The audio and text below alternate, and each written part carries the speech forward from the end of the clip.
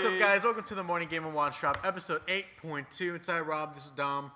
And this is a 4-part series that comes out every week, Tuesday through Friday, where we just talk about film and TV shows in the first half and games in the latter half. But yeah, man. So we just watched Guardians of the Galaxy not too long ago. I saw it the day before we were recording this, and Dom saw it a couple days before that. We got a sneak peek. Yeah. I don't know how I got that early access, but he did. So we're going to be giving you our review on Guardians of the Galaxy. So we're going to start off a little in the no spoiler zone right now. Just give our general, what were our thoughts really on it. fresh. Then we'll get into spoilers. Yeah. So without giving any spoilers, what's your impressions of this movie? Excellent. I thought they did a good job at recapturing the imagination of viewers, especially with the visuals and the story. It was great. It had I don't know. I got just as excited when that movie first started up as I did when I watched the first one for the first time. Yeah, it's definitely quirky in its own right. The characters are great. I love the new additions as well. Yeah. Just everything about this movie was excellent. I mean, can't expect anything less from Marvel Studios anymore. So So I enjoyed this movie a lot. I think it was so good. I don't think it was much better than the first one. I could say it was on the same level as the first one. Do you think it was better or on the same level as the first one? I think it was on the same level, but I think it was just a little bit better than the first one. First one's always good. I think most of the time, first one with like Marvel movies and stuff like that, usually the best ones because they go all out for it. This one was pretty good though. Yeah. So this one did. I felt like it did carry on to the more character. Like they're just bringing the characters, fleshing them out a little bit more. With I like that it went into Peter's story a little bit more. Yeah, it went into Peter's story a little bit more, and it fleshed out a little bit more of Rocket, of what's going on with him, and a little bit more with Drax. Even Yondu. Yeah. And even brought Gamora into a more bigger light and showing her emotions. The whole movie basically just focused around character development, which is great. But they did it in a way that didn't make viewers just like, oh, this is draining, Like they kept it interesting. So yeah. So we're getting into full spoilers here. Shout out to the opening scene. The part where the monster comes, and Baby Groot's right there, just messing with the little things, and boom, the music goes. He's just dancing. Yes, dude, the entire time. They're all yelling at him, Groot, you're gonna get hurt. And he's just like, loved it, dude. Yeah. Loved every single moment. Yeah. Of that. I thought it started off great, and it set the tone for the entire movie, and it set the tone to the point where it's like, this is not like all the other movies. This is its own thing, which is good. Okay, so the movie opens up, and it's Kurt Russell's character Ego with Peter Quill's mother, obviously trying to show the flirtation between them both. And he goes and he shows her this plant that he planted, which comes out later in the movie. Now, the CGI for young Kurt Russell, on point, dude. Right? On point. I've been hearing certain people saying that, Chris, what are you doing, Chris? I saw Chris. Anyways, so it goes into more of the fact that, it's talking CGI.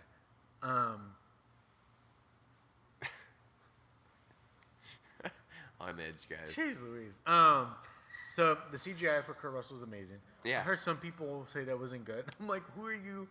Who are you people? Look, there's always gonna be haters. You're never gonna please everybody. You know what I mean? Like I couldn't tell the difference of it looked like the real deal. It was good. That was on point. Okay, so it obviously shows Ego with the mother, and then it cuts to that big fight scene. Yeah. So we get to see Ego for the first time. It's been rumored. We've seen pictures of him. What did you think of Ego's character in the film?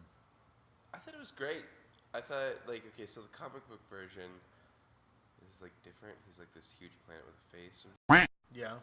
So I was a little worried, at first, how are they going to pull that off? Yeah. But I don't know. I like the way I feel like they did it masterfully. Yeah. They did a very, very good job. They created, a semi-realistic kind of envision for it. You know what I mean? Like, Yeah. it's pretty cool. I like it. It's always cool to see Marvel pull something out that seemed like a little weird, and that they actually did a fantastic They're job with very good at taking obscure characters and making them the norm. Yeah. Yeah. Yeah. Very, very good. Great way to put it. So Ego comes, lets Peter know that he's his father. He's been looking for him all over the place.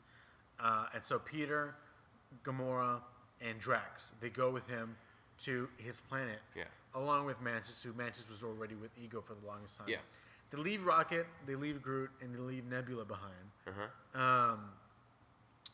And so there's a whole, so the different characters are trying to pop up more. We see Yondu again. We find out that Yondu the whole time was protecting Peter. Which was a total twist in like that whole plot. It was. Like, wow. So the thing is that you obviously find out Ego is not the guy who you think he is. Yeah, and Yondu was actually like, so there was like the commentary earlier when he ran into the old Reavers, and he was like, "You were like a brother to me." And he's like, "You know, you wanted to get rich, and you started selling children or trading children." You know what I mean? And like, I didn't really catch on to that right away. But then I realized when Ego was kind of explaining his whole plan to Peter that Yondu was the one that was going to all these different worlds, picking up all these kids and dropping them off to Ego to see if they had the light within them as well, so he could make quick money. But he didn't know what Ego was doing with them. No, and obviously there's somewhere he found out along the lines that happened, that he was like killing them off. And that's why he stopped Peter from going. Yeah, and Peter just happened to be the one with like the light inside of him. Just like Ego. So very, very interesting dynamic they played there, and the fact that like, you know, it took Peter all these years to realize Yondu wasn't being, well, he was being, but he was making him tough because it's a tough place to live, you know, and he was kind of like, regardless what you think or not, like, was his father, you know what I mean? A father doesn't necessarily have to be just by blood. A father is somebody who takes care of somebody like that, you know what I mean? So it was interesting that like that dynamic came out. He kind of realized that Yondu like really was his dad, and I love how he compared him to David Hasselhoff at the end when he's like, when they're about to like, you know, shoot him off. He's like, guess my dad was kind of like David Hasselhoff. Yeah. He was cool. He traveled around, slept with beautiful women, and he had a robot. But you know, I was like, that's legit. I like that.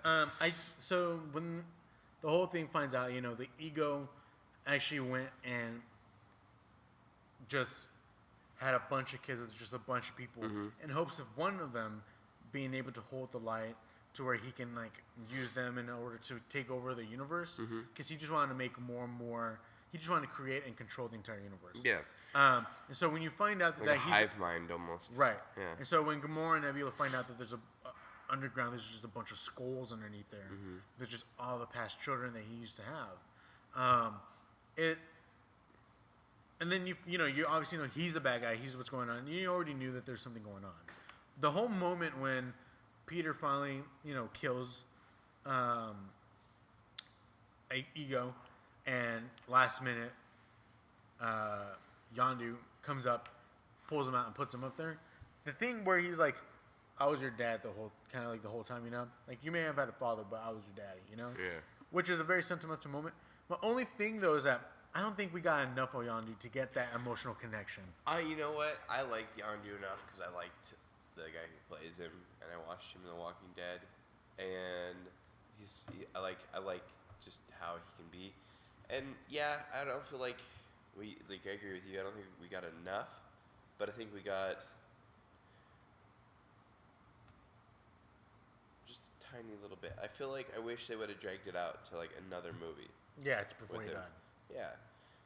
I don't know, maybe it's something in the contract with, the actor, and he just had a different project he was working on that was paying more, and they just wrote him off like that. But kind of sucks because, especially with the whole, like, the fin, how he got his fin. Oh, like, when he finally got the in actual the old good-looking- Guardians comics, like, the Yondu in that actually, like, has that. That's an actual, it's not robotic, it's an actual, like, fin that pops out of his head and stuff. So I don't know. It sucks because, like, I don't know. There's enough character development with like him from like the last one and this one that it was still a little bit sad. Yeah. You know what I mean? Like I was like, that sucks. So Mantis came out. Yeah. She has the power to like read people's emotions and even change them on the fly if she wanted to. What do you think of her character? Because I thought she was okay. She obviously didn't get enough screen time, enough potential to see what she can really be made of. And when in regards to going up against Thanos and helping other people out. Yeah. So I don't know how she can fit into the whole story, but we can see more in Volume 3, maybe Infinity War. For Yeah. sure. Yeah. I don't know what they're gonna do with her character. Yeah. She Interesting. Amongst all the other Guardians, she seems like the weaker one. Yeah. It doesn't look like she can really fight. Well, she had, yeah, and that's the thing. She has power, but she doesn't have any, like, it doesn't seem like she has any fighting ability. Yeah. So, on top of that, Sylvester Stallone came out. And at the very end, when Yondu dies, all these other Ravagers come and have this funeral for him. And Which is pretty fucking epic at the end. yeah, it's really nice. When they light off all the fireworks and stuff. I thought it was really, really cool. So he comes out, and there's a moment where he's with a bunch of other Ravagers, and he's like, "It's been forever since it takes the death of one of ours for us to come back together." And like, do you want to go? Yeah, it's like been Do it too again. long. And so they're like, "Yeah, let's go hang out again." And supposedly, that is the original Guardians of the Galaxy in the original comics. Like those people were the original. So, do you think they're gonna come out in Infinity War and help fight? No, I don't think. I think that's probably going to be like we might see like some sort of small cameo in between movies, like in between the Infinity War. But I don't think. I think it was just one of those things, like almost like a Stan Lee kind of moment. Like it was just there. It was just for the fans, for the hardcore fans, just like like, holy crap, you know what I mean? I think the only thing for me though is like they got Sylvester Stallone to play the lead guy for the original Guardians of the Galaxy. They have to do something with him. Yeah. But I mean, they also got what's his name to play the Collector, and he's a big actor as well. Oh, but I think he's still gonna come out. I think there's so much more of him that we're gonna see Oh yeah. I mean, and they got Jeff Goldblum to play. in the Grandmaster. Yeah, and I think he's gonna play a big role too. could, but I mean, at the same time too, all these characters could play big roles, but they're also characters where they can also take a back seat and maybe just make small cameos throughout the rest of the movies. True. And that's where I think the old Ravagers kind of are. I think they're going to make maybe small cameos. They're going to play some sort of significant role in those movies, but they're not going to be like a pinnacle focus on. They're not going to have like 30 minutes of time in a movie. They're going to like 5-10 minutes at most. Yeah. In the last Easter egg. Well, actually, in the credits, we're getting little scenes, which were one of those. Another scene is finally seeing Groot grow up to a teenager, which was great. It was awesome. It was great. It was really, really cool. I'll tell you about leaving your vines everywhere. And he's just like playing video games, and he's just having an attitude. I like it. Mimics his voice. Yeah. I can't wait. So the ending is with the golden people. I forgot their names, but they're just gold. The makeup in this movie is phenomenal. Right. And so someone comes up to her and she's like, "I created the next species." The lady who plays that queen looks familiar, and I don't know who it was. I'm trying to think off bat, but it's like. Let's see. We got Elizabeth Debicki. Yeah. What other movies has she been in? Uncle, Gatsby. Man from Uncle. A few, very little. She's barely starting. I think Gatsby is what I recognized her from. So she talks and says she feels like she created the next hybrid, the next evolutionary chain Yeah, in the next stage the of evolution human. for her, And so it's Adam Warlock. Mm-hmm. So where do you feel like Adam? Do you know much about him? Not too much. I don't know enough. He's very obscure to me. I mean, I think that's definitely some research we can do for like another episode. Yeah. To like talk more in depth about it. For the little that I've read, supposedly he is the one in the original Avengers comics and stuff that pushes the Avengers to go and fight Thanos. Like he's the one who gets it going. And he very well could. They stick pretty true to the movies and comics. So it's like maybe he does do that. Maybe we see him in the next Guardians and he's like, like hooks up with him somehow and basically like tells him like, hey, like I was sent here to like destroy you, but I don't really want to do that, you know. Well, I'm pretty sure in the next Guardians that he very well would be the main villain. Yeah. And then at the end he'll become a part of the Guardians. Right. So I think that's probably very much what Kind of like how Nebula was. Yeah, exactly. Okay. And he most likely will be holding an Infinity Stone too, which will leave off for the Infinity War with Thanos. That's true. Yeah. I wonder what stone though. Couldn't tell you. I don't know. But at the same time too, in the comics, he does hold the Infinity Gauntlet for a while. Does he really? Yeah. Let's see, Adam Warlock. Is he known as him or the fictional character? So Vanity Fair, they talk about everything that we need to know about Adam, which is Adam Warlock, obviously. Let's see, comic book experts. In fact, Director James Gunn made no secret about the rest. Oh, here we go. Here's the Benicio del Toro thing. That was right there in the corner. Yeah. In the original Guardians. That's where that was. That cocoon got a much fancier golden crusted update for Volume 2. So we know Adam Warlock has been in the works for a long time, but who is he? Exactly. Well, in the comics, he's a super being who is strong, fast, durable, doesn't need to eat or drink. He can also heal, fly, and is functionally immortal because he can continuously heal himself in that creepy looking. And it looks like he's got a stone in the middle of his head, right? Yes, just exactly like the Vision. Let's see, and while Adam Warlock will likely get a cooler makeover for Guardians of the Galaxy Volume 3, one accessory will probably follow him to the new franchise. Warlock derives a good deal of his power from the Soul Gem. Mm-hmm. But that's what the Vision has. Huh. Which, if you're keeping score at home, is the only one of the Infinity Stones that has not been revealed. Oh, my bad. No, he's got the Vision has the other gem. Which one is it? We were just talking about the stones earlier. Right. What stone You got the computer faster. does the Vision have? Power Gem. He has a power gem? For instance, in the comics, the Power Gem is red, whereas its MCU counterpart is purple. In the Avengers Infinity War preview, Thanos was he has rocking the Infinity other War one. without six. Does Vision have a Soul Gem?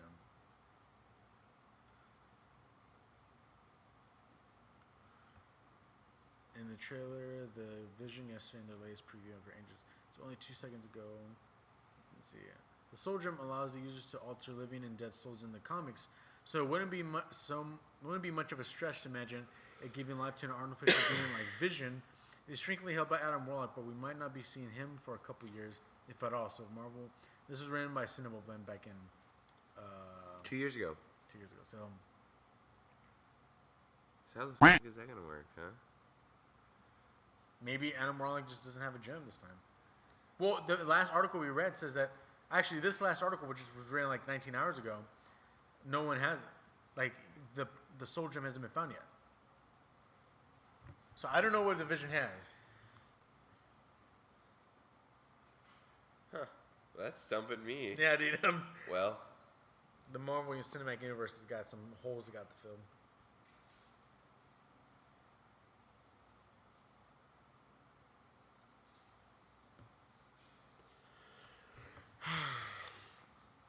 Interesting. But yes, Adam Warlock does hold the gauntlet. mm-hmm. Who do you think will be playing Adam Warlock? I know you told me, but just say I want to hear you say. I think Channing Tatum would be great for Adam Warlock. I feel like they have to get a new actor. I don't know, man. I don't know. Who do you think could play it though?